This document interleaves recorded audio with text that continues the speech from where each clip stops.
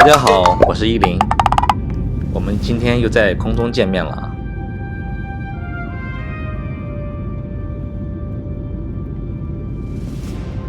因为土耳其和希腊东地中海地区刚刚经历了几十年来的最强降雪，所以这次我乘坐飞马航空公司的航班前往土耳其南部城市，躲避寒冷的极端气候。大家看，飞机起飞后，沿着航线穿过了博斯普鲁斯海峡。这条海峡呢，是连接黑海和地中海的生命线，也是亚欧大陆的分界线。博斯普鲁斯海峡又称伊斯坦布尔海峡。博斯普鲁斯在希腊语中是牛肚之意。传说古希腊万神之王宙斯曾变成一头雄壮的神牛，驮着一位美丽的人间公主，从这条波涛汹涌的海峡游到对岸，海峡因此而得名。博斯普鲁斯海峡北连黑海，南通马尔马拉海。土耳其第一大城市伊斯坦布尔就隔着博斯普鲁斯海峡与小亚细亚半岛相望，是黑海沿岸国家出海第一关口，也是连接黑海以及地中海的唯一航道。博斯普鲁斯海峡是沟通欧亚两洲的交通要道，也是黑海沿岸国家出外海的第一道关口。俄罗斯的黑海舰队必须通过博斯普鲁斯海峡才能前往地中海。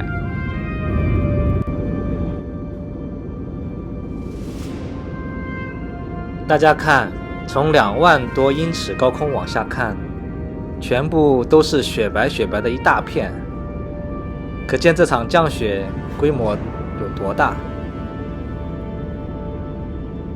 大片的平地和山川都覆盖了厚厚的积雪，仿佛整个大地都换了一身雪白的戎装一样。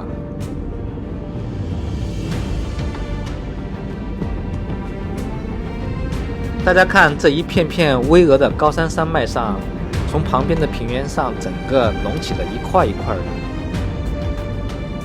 整个山川和平地的地形地貌尽收眼底，十分壮观。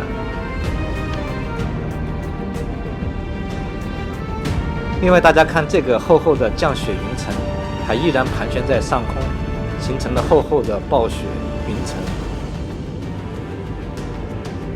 从飞机上看，十分的可观。好在我赶紧逃离了土耳其北部地区，否则自身又要陷在这个寒流和降雪的环境当中了。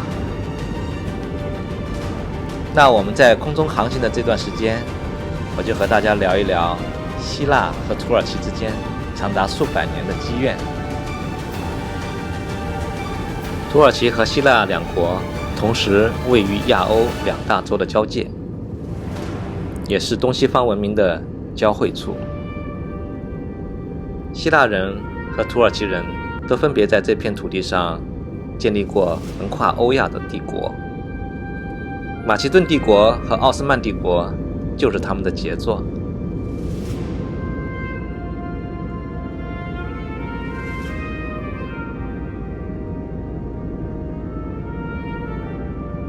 到了近现代，奥斯曼帝国虽然不断衰落，但仍然是唯一可以与西方工业化国家对峙的非基督教国家。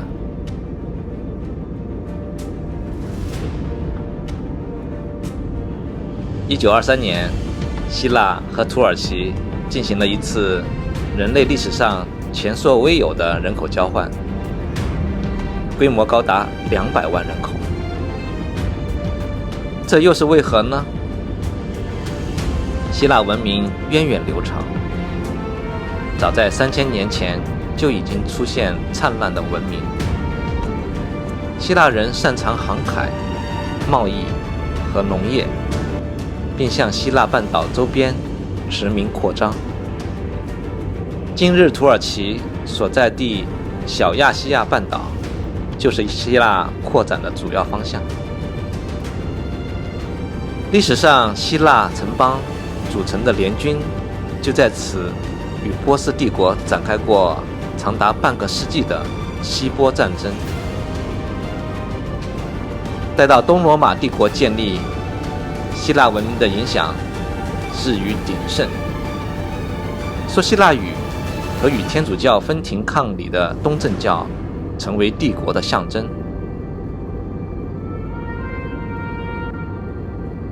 然而1453年崛起的奥斯曼帝国攻陷了君士坦丁堡，希腊人的精神家园彻底灭亡。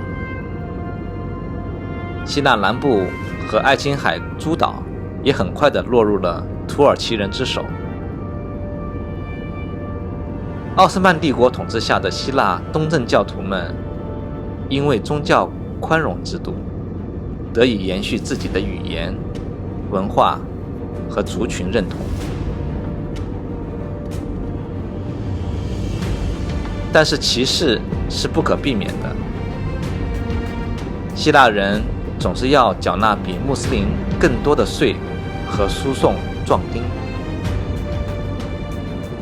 希腊人复国的理想在18世纪因为法国大革命而加强。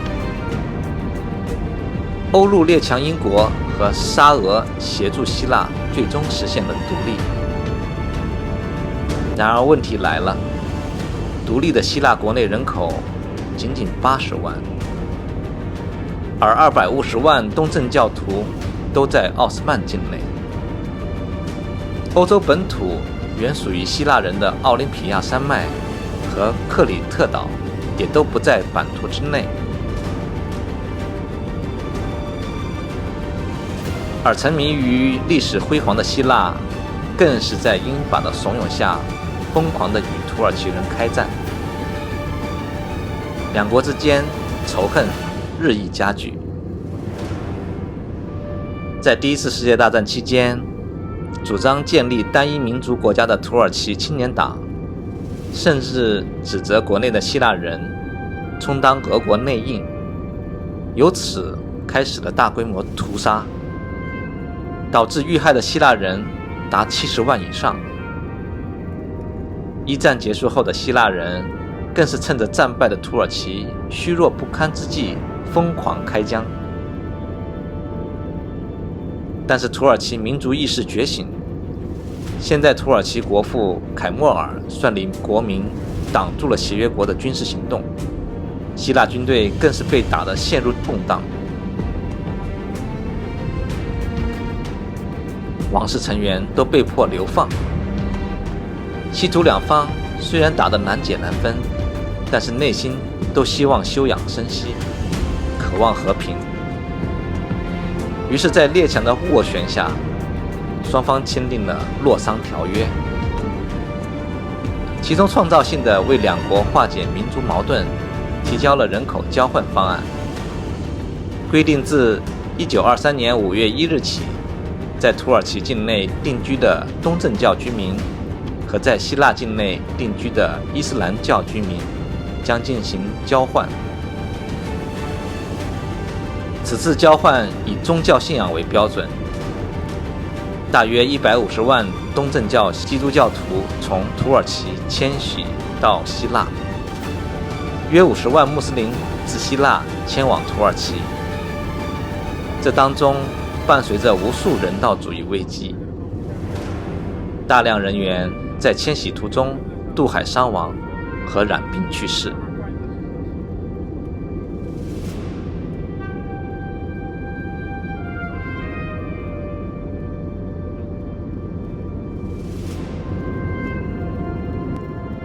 不过从长远来看，这次人口置换促成了两个单一民族国家的形成。人口交换后，希腊的穆斯林人数从 20% 下降到了 6%， 而在土耳其境内，非穆斯林人口比重从超过 20% 下降到了约 2.5%。 当然，经济上的损失却是巨大的。希腊人口增长了 20%， 但是为了安置人口而债台高筑。土耳其则失去了大量高素质劳动力，对于恢复社会经济极为不利。不过，两国长达200年的互相报复终于结束，地区和平也许才是最大的红利。大家可以看到，随着时间的推移和飞机向南部的飞行，下面的陆地上已经逐渐没有了积雪，看到的反而都是绿油油的群山峻岭和一片片的田野和绿地。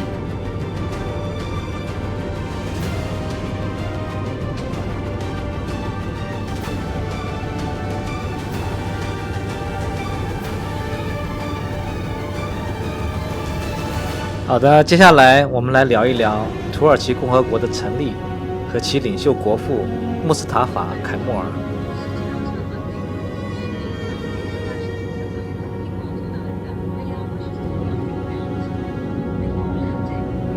土耳其的领袖国父就是凯莫尔。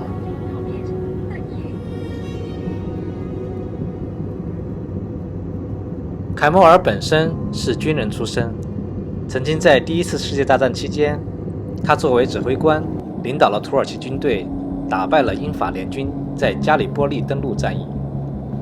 此战役的胜利奠定了凯莫尔作为奥斯曼土耳其人民的英雄地位。在接下来的数年里，凯莫尔带领着奥斯曼土耳其人民发动了起义，将欧洲列国的军队赶出了伊斯坦布尔和土耳其，而且希腊军队被奥斯曼土耳其军队打得溃不成军。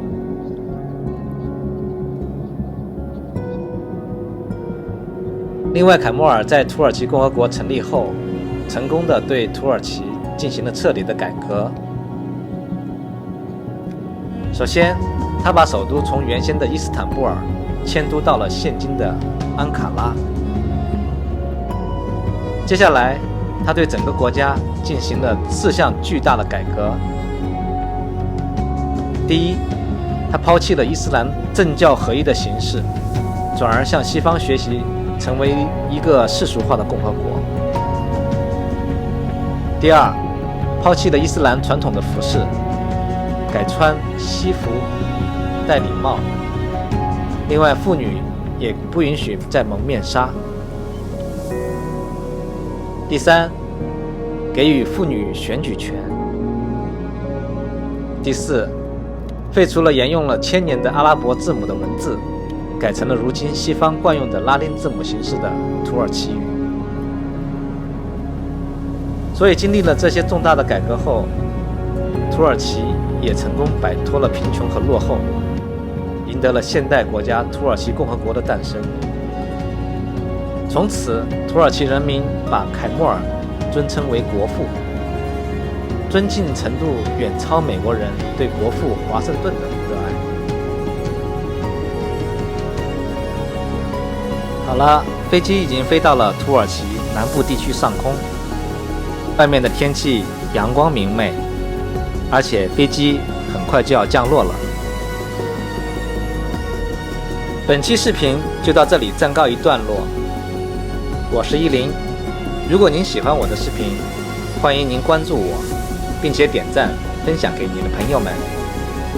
2022年农历新年已经到来，祝大家新的一年里虎年虎虎生威，事业如虎添翼，生活健康平安幸福。我是依林，我们下期视频再见。